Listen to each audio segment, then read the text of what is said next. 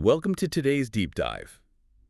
You probably think of your driveway as just, a dumb slab of rock you park on. Right, yeah, just that thing you drive over. Exactly. It's that completely invisible gray stretch that you pull onto at the end of the day. You turn off the engine, and you immediately forget about it while you head inside. Oh, totally. I mean, we obsess over kitchen renovations, right? Or like landscaping or putting in smart home tech. Oh, yeah, constantly. Yeah. But the actual pavement holding up your vehicles, completely ignored. Which is wild, honestly. It really is. So today, our mission is to completely change how you look at that feature of your home. Because if you live in a coastal climate or, really anywhere with serious weather, that stretch of pavement is actually a highly engineered structural system. It's an active defense mechanism. Exactly. Okay, let's unpack this. A modern driveway isn't just a place to park. It is operating as a frontline defense against some truly severe environmental stressors. And the science behind keeping it intact is just wild. It really is a feat of localized engineering. I'm actually looking at my notes right now, and I have this sun-drenched, meticulously drafted architectural blueprint of a coastal property as my backdrop today. Oh, nice. Setting the mood. Yeah, you have to, because the amount of drafting and hidden infrastructure dedicated solely to the paving choices on this blueprint is staggering. And that brings us to our source for today. We are looking at a really fascinating guide titled The Strategic Value of a Cement Driveway for Your Palmetto Property. Published by Palmetto Concrete, right down on Florida's Gulf Coast. Right, and by examining this one specific hyperlocal region in Manatee County, Florida, we get this incredible masterclass in how an extreme environment dictates, the very chemistry and architecture of the materials we use. Yeah, and that hyperlocal lens is what makes this so compelling to me. The guide doesn't treat the weather as just, background noise. No, not at all. Down there, the Florida climate is an active, aggressive force trying to dismantle your house every single day. It's a war zone. I mean, You are dealing with a triple threat. Yeah. You've got intense ultraviolet radiation beating down year-round, oh, brutal, son. plus consistently heavy seasonal rainfall and just off-the-charts humidity. Before a contractor even thinks about mixing cement, they're literally gearing up for an environmental battle. And the physics of that battle will rapidly degrade traditional building materials. The source breaks down why standard choices fail under these specific stressors. Like, take asphalt, for instance. Right, the blacktop. Yeah. In cooler northern climates, asphalt is a perfectly functional, economical choice. But on the Gulf Coast, the science of how it reacts to sunlight becomes a major liability. Asphalt has a very low albedo. Which basically means it absorbs almost all the solar radiation hitting it, right? Yeah. Rather than reflecting it away. Exactly. And that absorption converts light energy into pure thermal energy. So the asphalt retains all that heat, which causes the binding agents within the material to molecularly soften. Oh. It becomes physically pliable. The intense Florida sun literally turns a solid surface into a viscous one. So it's basically melting. Yeah, pretty much. And then heavy vehicles press into it, creating permanent ruts, divots, tire marks that, they never go away. It's the equivalent of wearing a thick black wool sweater in the middle of a July afternoon. You are just asking to overheat. That is a perfect analogy. You're just asking for it. And the guide contrasts this directly with crushed gravel, which poses an entirely different physical problem. Oh, the water issue. Right. I mean, imagine the sheer frustration here. A gravel driveway might look charming and rustic, but when those torrential 3 o'clock afternoon thunderstorms roll through, It's a mess. a total mess. The hydrokinetic energy of the rainfall simply displaces the stones, the water flows, and your gravel literally washes directly into the municipal street. Just rake down the storm drain. Exactly. And you are left having to constantly shovel it back, or you're stuck buying more stone just to level the surface every few months. What's fascinating here is how poured concrete acts as a dynamic countermeasure to both of those things, the thermal and the kinetic challenges.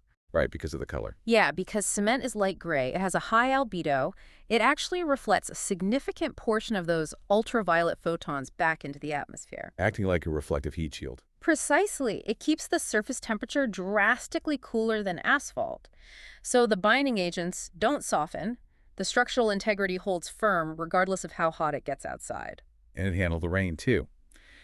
The guide emphasizes that because it's a permanent, impermeable solid, it obviously doesn't wash away in a storm. No shoveling required. Right.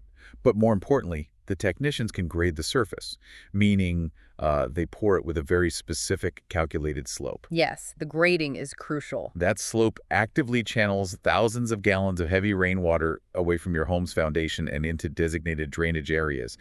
It is literally acting as a localized flood mitigation system during tropical storms. It is. But, while that surface level performance is impressive, the ability to reflect UV and manage floodwaters relies entirely on this hidden ecosystem beneath the concrete. The subgrade. Yes. A driveway's success or failure is actually determined days before a single drop of cement is ever poured. The technicians have to engineer a perfect subgrade.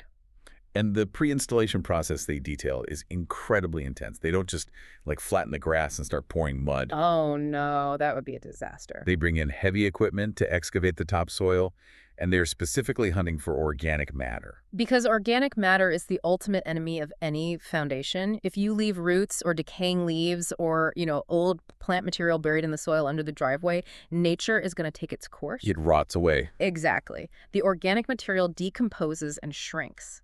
And over time, that decomposition leaves microscopic and eventually macroscopic voids in the soil. Oh, I see. You end up with these hidden empty pockets of air directly underneath a rigid slab that is trying to support a 2-ton vehicle.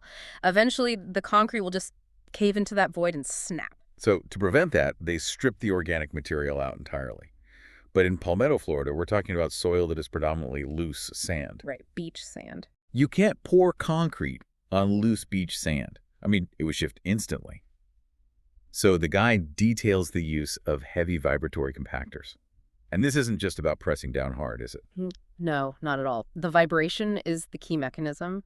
The physics of a vibratory compactor are brilliant. How so? Well, static weight alone won't compress sand effectively because the individual grains of sand create friction against one another. They resist the pressure. Okay, they lock up. Right. But the rapid microscopic vibrations from the machine break that friction. The sand grains momentarily liquefy, basically, and then they settle into the absolute tightest, most densely packed configuration possible. Wow. You are transforming loose, shifting sediment into a rock-solid, load-bearing subgrade. That is amazing. And then, once they have that rigid subgrade, they build the formwork to define the curves, right? And they elevate a steel reinforcement grid inside those forms, usually rebar or heavy-duty wire mesh. Yeah, and that steel provides an essential physical property that concrete naturally lacks. Tensile strength. Exactly. Concrete possesses incredible compressive strength, meaning it can withstand immense weight pushing straight down on it. But vehicles don't just push down. Right, they turn. Yeah. When a heavy delivery truck turns its wheels on your driveway, the tires grip the surface and create torque. It's a twisting, pulling force. And concrete doesn't like to be pulled. No, concrete is brittle. It has very low tensile strength, meaning it easily snaps when you pull or twist it. So the elevated steel grid acts as the skeleton.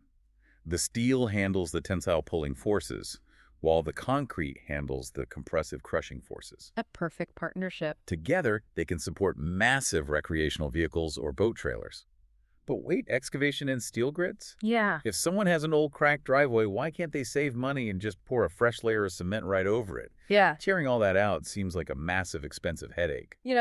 Pouring over an actively failing structure is such a common impulse for homeowners looking to save a buck. Right, skip the demo. But the source explicitly answers this in their FAQ data, and they warn against it in the strongest terms.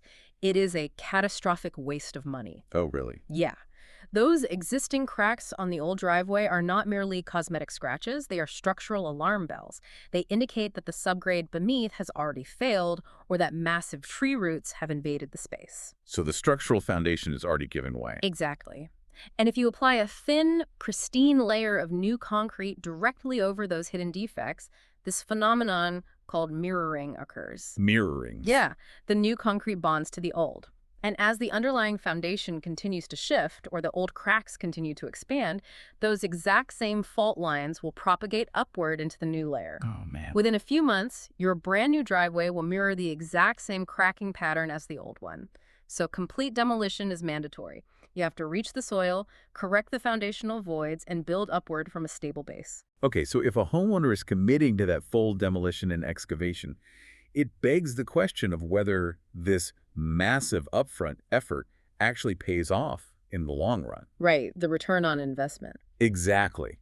The source provides this comprehensive performance table comparing the long-term data of these materials, and the numbers are striking. If we connect this to the bigger picture, evaluating the life cycle cost of a material is entirely different from looking at its day one installation price. Huge difference. Gravel and asphalt have a much lower initial barrier to entry. They are cheap to install. But their physical limitations mean they require constant financial and physical intervention. Right. The guide says crushed gravel has an average functional lifespan of only 5 to 10 years in this climate. That's nothing for a home exterior. It really isn't, because the displacement from the rain and the tires requires a complete overhaul so quickly, and asphalt only lasts about 15 to 20 years, with a huge maintenance burden. You have to constantly seal it, patch those thermal ruts we talked about, fix the crumbling edges. Interlocking pavers are a bit better, lasting 25 to 50 years. But the source notes they only have a moderate load capacity. And that moderate capacity comes down to their modular nature. Because a paver driveway is made of hundreds of individual separate bricks, heavy torque from a truck turning its wheels can cause those individual units to shift or sink or pop right out of alignment. Here's where it gets really interesting. Choosing a cheaper material like gravel or asphalt is basically like signing up for a terrible maintenance subscription service. I mean, you think you are getting a deal on day one, but then you are forced to pay into it every few years just to keep it functional. It never ends. Whereas concrete boasts a lifespan of 30 to 50 years with a very high structural load capacity because it cures into a single unified slab. It is a one-and-done permanent structural addition to the property. But ensuring it actually reaches that 50-year mark brings us to a highly delicate phase of the process. The pool. Yes, the chemistry of pouring and curing the concrete. Because making cement isn't just, mixing gray powder and water until it looks like mud. Right, it's not a mud pie. No, it initiates an exothermic chemical reaction, and that reaction is highly sensitive to ambient weather conditions. The hyper-local expertise of the contractors becomes absolutely vital here. The guide details how the local humidity and the wind speed dictate the precise chemical additives needed in the cement truck on any given day. It changes daily. Yeah. Like on a hot, dry, windy Florida afternoon, the moisture on the surface of the poured concrete can evaporate way too quickly. And when the surface dries significantly faster than the bottom of the slab, the material shrinks unevenly. This leads to crazing. Crazing. I saw that term in the guide. Yeah, crazing is this network of fine, shallow cracks that look almost like shattered safety glass across the surface of the driveway. Oh, that sounds awful. Does it break the driveway? Well, it doesn't necessarily ruin the structural depth of the slab, but it severely compromises the surface integrity. And honestly, it just looks terrible. Yeah, you don't want a shattered-looking driveway. No. And alternatively, if the mix design is wrong, you can get surface scaling, where the top layer of the concrete literally flakes and peels away. So how do they stop that? To prevent it, technicians add specific chemical retarders to the mix to slow down the chemical reaction. Or, if the weather is unusually cold, they add accelerators to speed it up. This ensures a uniform cure from top to bottom. Okay, the curing timeline they lay out in the source is fascinating. It says the surface will typically be hard enough to support foot traffic within 24 to 48 hours. You're right, you can walk on it. But then it explicitly states you should wait at least 7 straight days before driving a standard passenger vehicle on it. Correct. And if you own a heavy vehicle, like an RV or a large boat trailer, you must keep it off the surface for a full 28 days. A full month. That seems like an eternity. If it's hard enough to walk on in 2 days, why on earth do I have to wait a full month, 28 days, to park my boat on it? It sounds crazy, but the mechanism behind that timeline is the invisible chemistry of hydration. Right. Yeah. See, the curing process of concrete is not about the water evaporating or the material, drying out like mud baking in the sun. It's not drying. No. The water is actually being consumed in a chemical hydration reaction. The cement compounds react with the water molecules to grow microscopic interlocking crystals. Oh, wow. So beneath the surface, it is actively building a microscopic structure. Yes. Think of it like billions of microscopic Velcro hooks slowly growing and latching onto the sand and gravel inside the mix. That's a great visual. And surface hardness does not equal maximum compressive strength. At 48 hours, enough crystals have linked to hold the distributed weight of a human. At 7 days, the crystalline matrix is dense enough to support the rolling weight of a sedan. But a boat trailer is different. Very different. A boat trailer concentrates thousands of pounds of crushing force onto a very small tire footprint. To achieve its absolute maximum load-bearing capacity, the hydration reaction needs a full 28 days for those crystals to completely interlock and harden. If you park a boat on it at day 10, you will fracture the internal matrix before it finishes forming. Understanding the chemistry makes that 28-day wait completely logical. I mean, you are letting the structural skeleton finish building itself. Exactly. You have to let it grow. And the defensive maintenance doesn't stop once the hydration is complete either. The guide strongly advises applying a high-quality, penetrating UV-resistant sealer every 2 to 3 years. Yes, and that sealer serves a vital purpose. Because as dense as concrete is, it is still a porous material. Right. When the excess water from the original mix finally leaves the slab, it leaves behind these microscopic capillary voids. Tiny tunnels inside the rock. Precisely. And a penetrating sealer seeps into those microscopic tunnels and blocks them up. It acts as a shield against automotive fluids, oil drips, and, fertilizer stains from the lawn. Oh, that makes sense. Plus, in the intense Florida sun, the UV-resistant properties of the sealer prevent the gradual fading of any decorative tints or colors you might have added to the concrete. And taking that a step further, the aesthetic customization of the concrete brings us to the architectural impact on the entire property footprint. Oh, aesthetics are huge. We've been deep in the chemistry and physics here, but zooming out, a driveway is rarely an isolated feature. Almost never. The guide makes a brilliant point about this. The driveway is usually the primary access artery connecting the public street to your front entrance, your side utility yards, and your rear entertainment spaces. Right, it connects everything. But homeowners often treat these zones as separate, piecemeal projects. The source suggests treating them as one cohesive architectural plan. Coordinate it all. Yeah. Coordinating the paving across the property maximizes both utility and visual appeal. Many homeowners extend the pouring project beyond the driveway, continuing the same finishing techniques into a patio slab in the backyard or a walkway down the side of the house. So what does this all mean? It means pouring a highly engineered driveway out front, but leaving a cracked, mismatched patio in the back is a massive architectural missed opportunity. Absolutely. It is basically like buying a meticulously tailored suit jacket, but pairing it with faded, mismatched sweatpants. Yes. The aesthetics clash horribly, and the functionality is totally uneven. Right.